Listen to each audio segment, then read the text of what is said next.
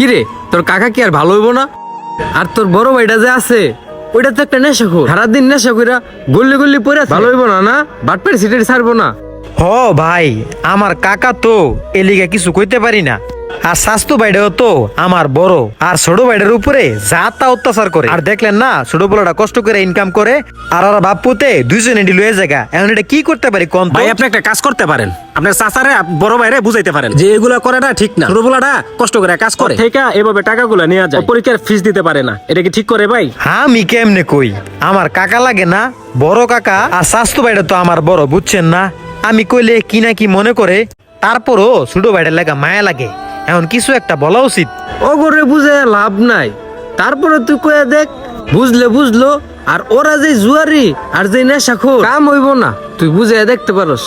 তারপরও ভাই একটু চেষ্টা করে দিই, কি কন? আচ্ছা জায়গা দিলে আমি